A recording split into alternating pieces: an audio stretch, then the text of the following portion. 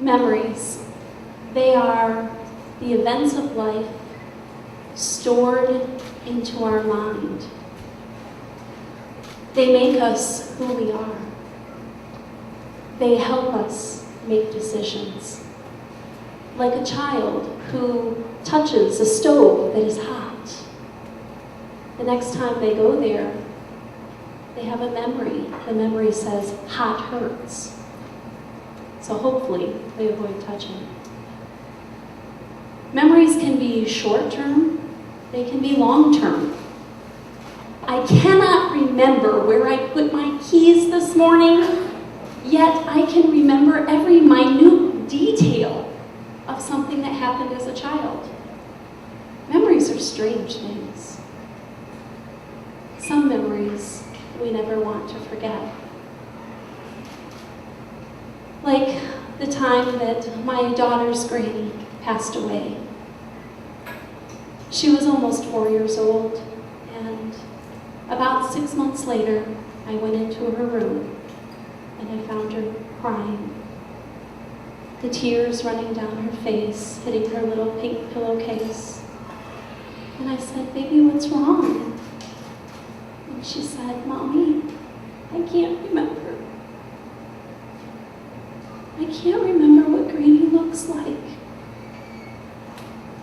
And so we pulled out the photo albums and I began sharing stories and we revived the memories of Granny, because Granny's not someone we ever want to forget.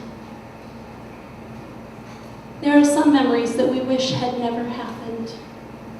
Memories of events that are painful. Like when I was a child, I was left with a caregiver who, becoming overwhelmed with life's events, announced to me promptly that they were going to commit suicide and ran into the woods. I was probably under 5 years old and I had my little shorts on and I slipped my shoes and determined I was going to go find them. And I walked into the woods looking from tree to tree to tree, the brush scraping my little legs and scratching them as I walked. I never found the caregiver, so I returned back home. And eventually, someone else came home, the caregiver returned. But the memory that I was not safe did not leave.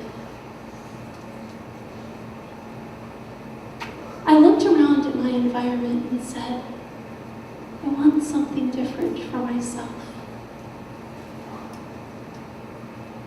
I went camping with my family. We used to go to Pine Lake, just north of Battle Creek. And one day, as I was sticking my dirty little toes in the sand, there was a gentleman that sat next to me. And he said, "What do you want to be when you grow up?" And so we had a discussion. He was studying law.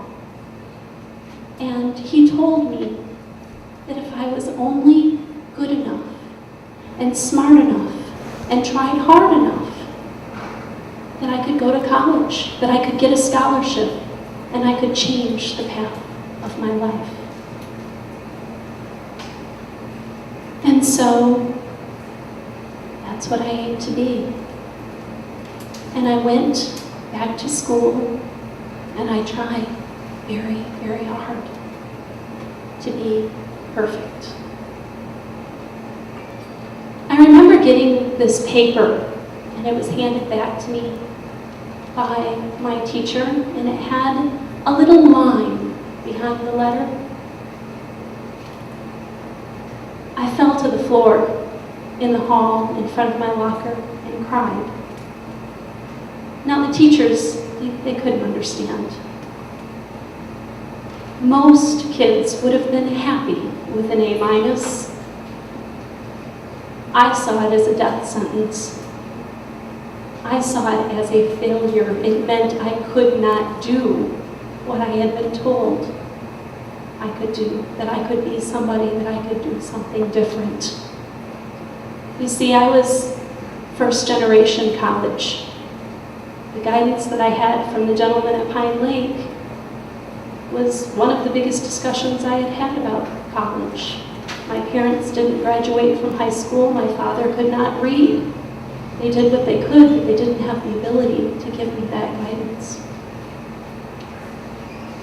So I pulled myself together and I continued to do the best I could.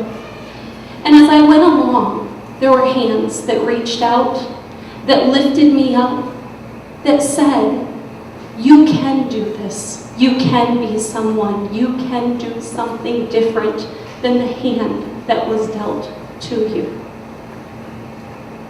And so I went forward, each hand lifting me up, pushing me forward. The words of congratulations, or the teacher that spent just that little extra bit of time lodged into my memory. And I did get that scholarship. And I did work my way through college. And I did graduate from law school and become an attorney. And as I completed it, the memory kicked in. As I saw other children, the memory kicked in of what it felt to be that child that wasn't sure of what I could do, that wasn't sure if I could be anything other than what I had saw in my surroundings. And so, I learned my purpose. And my purpose was to draw on those memories to give those children other memories. And so I began reaching out and helping and trying to give children different memories than those that they were born with.